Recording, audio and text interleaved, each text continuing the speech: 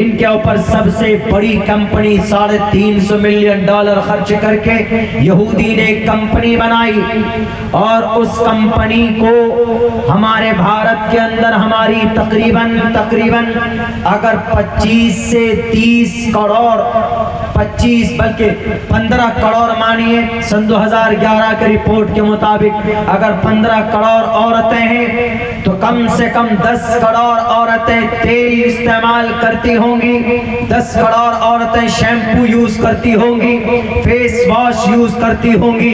इन यहूदियों ने देखा कि अगर भारत के अंदर अगर मुसलमान माए बहनें shampoo, powder, face wash, cosmetic के सामान इस्तेमाल नहीं करेंगी, चूंकि अपने पर्दे से अपने सर को ढकेगी, तो हमारा लाखों करोड़ों रुपए का नुकसान हो सकता है, कई सौ अरब का, कई सौ डॉलर के हम नुकसान में जा सकते हैं। तो उन्होंने भारत को, यहाँ की तंजीम को, यहाँ के नफरती गैंग को, यहाँ के फिरका प्रस्त नौजवानों को हायर किया जाता है, उसके अकाउंट में पैसे दिए जाते और उसको कहा जाता है कि बेटे अगर तुम्हारे सामने कोई बुर्का वाली बेटी अगर खड़ी हो जाए तो उनके खिलाफ तुम नारा बुलंद करना, और फिर ये मैटर कोर्ट तक पहुंचेगा और कोर्ट में सर्वे होगा कि भारत के अंदर मुसलमान माए बहनें जो पर्दा करती हैं वो जरूरी है कि नहीं है। फिर कर्नाटक हाई कोर्ट से कुछ दिनों के बाद ये फैसला आएगा कि पर्दा it is not essential part of Islam, कि पर्दा इस्लाम में जरूरी नहीं है। To cover up the face it is not compulsory according to the Islamic sharia. High court ये कहेगा कि पर्दा करना जरूरी नहीं है। जब ये आदेश आएगा तो समाज की कोई भी बच्ची पर्दा नहीं करेगी, उनको बेपर्दा कर दो। और औरत का एक नेचर होता है, उसकी एक आदत होती है, जब वो अपने सर को, जब वो अपने शक्ल को खोल कर लोगों के बीच में जाती है तो वो जरूर मेकअप करती है। अगर आप सर्वे कर लें तो 90% औरतें आपको आज की तारीख की ऐसी ही मिलेंगी, वो बिना कॉस्मेटिक के इस्तेमाल के, बिना सिंगार के, बिना ऑर्नामेंट के नहीं जाती। तो इसीलिए उस यहूदी की दिमाग को देखो मुसलमानों, कि हमारे और आपके बीच में इतनी नफरती उन्होंने साजिश को रचा है कि हम और आप सोच नहीं सकते, हम वहां तक जा नहीं सकते। ये साजिश भारत की नहीं है, यहाँ के नफरती गैंग की नहीं है, यहाँ पर फिरका प्रस्तों की, उनकी साजिश नहीं है, ये साजिश यहूदियों की है जो वहां पर बैठ कर रचते हैं और भारत के अंदर हमारे और आपके लोगों को, ऑर्गेनाइजेशन को उंगलियों के अंदर नचाते। वो कौन सी ताकत है? वो तालीम की ताकत है, एजुकेशन की ताकत है। हमारा बच्चा तो ऐसा है, इंट्रोडक्शन पूछ लीजिए कि बेटे जरा बताओ तुम इंट्रोडक्शन बोलो, अपना तारुफ पेश करो, वो नहीं बोल पाएगा कि तारुफ क्या है मौलाना, इंट्रोडक्शन क्या है मौलाना। हाँ, परिचय बोलो तो भी नहीं बता पाएगा कि परिचय कैसे कराया जाता है। तहजीब एंड कल्चर, हिडन स्किल, जो बच्चों के अंदर जो सलाहियत होनी है वो चीजें खत्म हो गई है। वो चीजें हमें कैसे प्राप्त हो सकती? तालीम के जरिए से, एजुकेशन के जरिए से। अगर आपके बीच में तालीम है, आपका बच्चा पढ़ा लिखा है, तो आप कुछ भी कर सकते हैं। अल्लाह के नबी अलैहिस्सलातु वस्सलाम को सबसे पहली वही जो आई वो पढ़ने के ऊपर आई। बड़ी बातें होती है, सुनते हैं हम भी और आप भी, मस्जिद में जाते हैं तो वहां पर भी इमाम साहब आपको तकरीर में कहते हैं, लोगों अल्लाह ने कुरान करीम में सबसे पहला ऑर्डर जमीन पर 1450 साल पहले जो दिया है वो तालीम का दिया। इक़रा बिस्मि रब्बिकल लज़ी खलक़, इक़रा पढ़ो। संस्कृत में इसको बोलेंगे पढ़तु, संस्कृत में पढ़तु, खादतु खाओ, पढ़तु पढ़ो, उपविशतु बैठो, पढ़तु पठतः, बाकिया पढ़ो, किताबों को पढ़ो। श्रीमद् भगवत गीता में एक बात कही गई, उदारा सर्व एवैते ज्ञानी तात्मेव मयिमतम् आस्थितः सही युक्तात्मा मामेवामुत्तमां गतिं बहुनाम जन्मनामन्ते ज्ञानवान माम परपद्यते वासुदेव सर्वमिति समहात्मा सुदुर्लभः। जमीन पर बसने वाले इंसानों, तुम्हारे बीच में कई जन्मों के बाद ये मैंने किसी की ट्रांसलेशन नहीं, मैंने खुद इसका ट्रांसलेशन किया है श्रीमद् भगवत गीता को पढ़ने के बाद।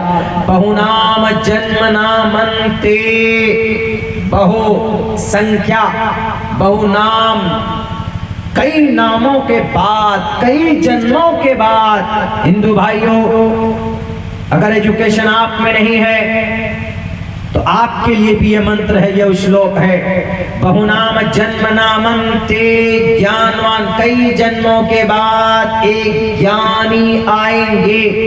बहुनाम जन्म नामन्ते, ज्ञानवान माम प्रपद्यते, वो जो ज्ञान लोगों के सामने पेश करेंगे। वासुदेवा, वासुदेवा, वो वासुदेव का यानी परमात्मा का ज्ञान होगा। वासुदेवा समहा आत्मा सुदुर्लभ, और जो इंसान उस ज्ञान को लोगों के बीच पेश करेगा, समहा आत्मा, उसकी शख्सियत, उसका तारुफ और उसकी जात, समहात्मा, महाआत्मा होंगे वो, महाआत्मा, महापुरुष, समहात्मा सुदुर्लभ। दूसरे मंत्र में यूं कहा गया कि जब जमीन पर कोई ईश्वर का ज्ञान देता हो तो उसको जलील और उसको रुस्वा मत करो, क्योंकि जब कोई ईश्वर का ज्ञान देता है तो गोया उसके अंदर ईश्वर है, परमात्मा है। हमारे हिंदू भाइयों, अगर कोई गीता पढ़कर बता रहा है, ईश्वर के बारे में बता रहा है, तो गीता यूं कहता है कि उसके अंदर खुद ईश्वर है, क्योंकि ईश्वर का ज्ञान है तो गोया ईश्वर उसके अंदर है, उसके अंदर ईश्वर और परमात्मा है। तो क्या करना चाहिए? उसका सम्मान करो, उसको जलील मत करो, उसको रुस्वा मत करो। तो इससे साफ पता चलता है कि ज्ञान हासिल करना चाहिए, ज्ञान की वजह से इंसान महान बनता है, तालीम की वजह से, जानकारी की वजह से इंसान बड़ा बनता है। अल्लाह का कुरान भी कहता है, कुल हल यस्तविल्लज़ीन यअलमून वल्लज़ीन ला यअलमून, क्या बराबर हो सकता है जो जानकार है और जो गैर पढ़ा लिखा है? पढ़ा लिखा गैर पढ़ा लिखा सेम नहीं हो सकते, बराबर नहीं हो सकते, बल्कि जमीन और आसमान का फर्क होता है बीच में। इसलिए मेरे मुस्लिम भाइयों, मेरे समाज के हसास और जिम्मेदार लोगों, अगर आप कोई भी इज्जत चाहते हैं तो आप खुदा के वास्ते अपने बच्चों को तालीम दीजिए। सियासत के जरिए से तकदीर नहीं बदलती है।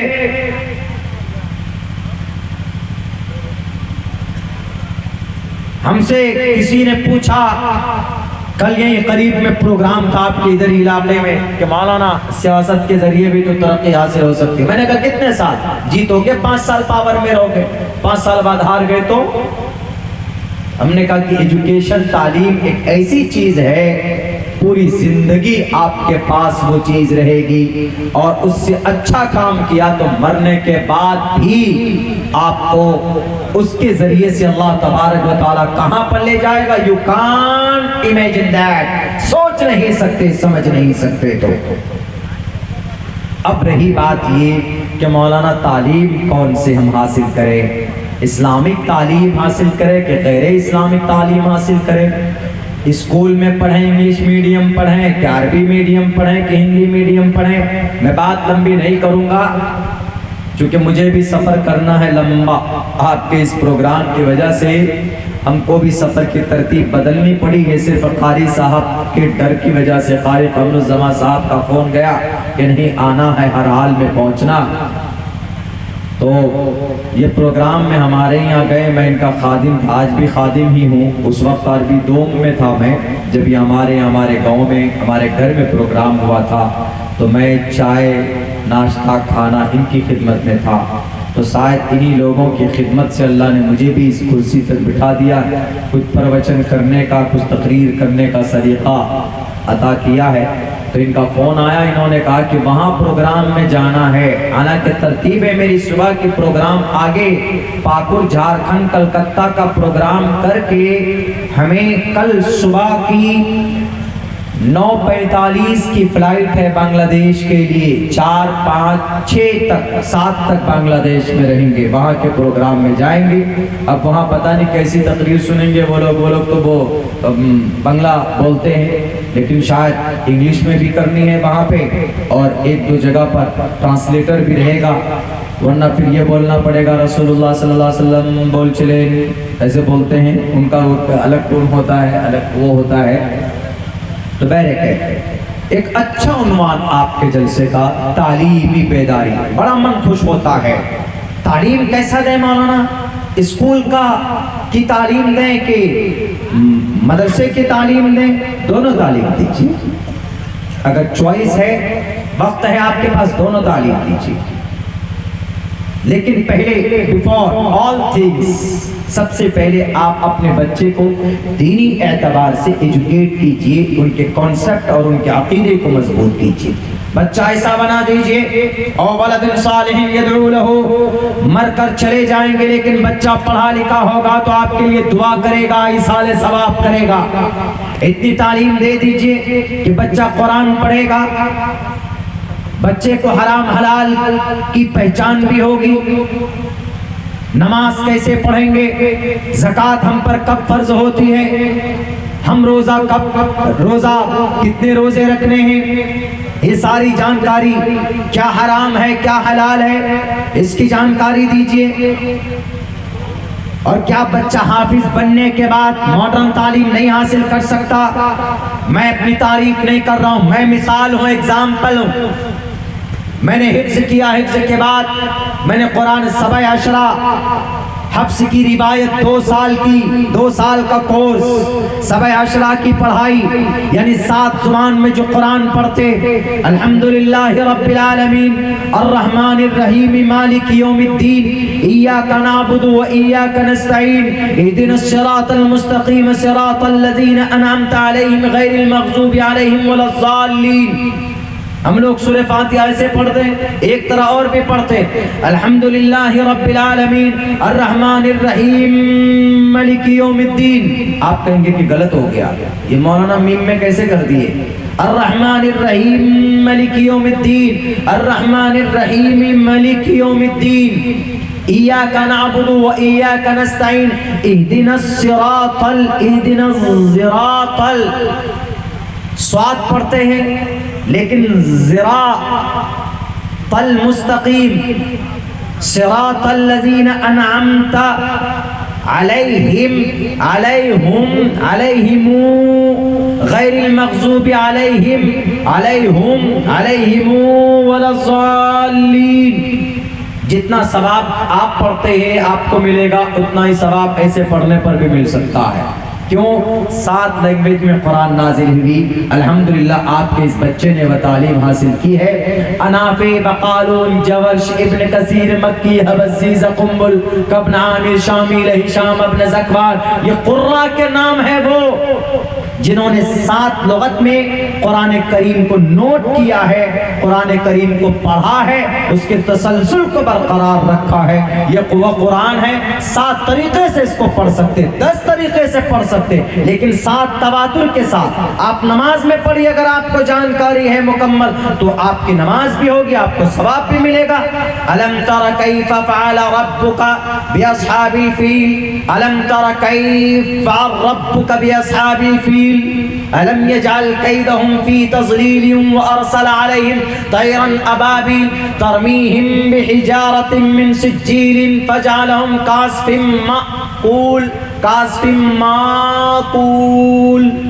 ऐसे भी पढ़ते हैं।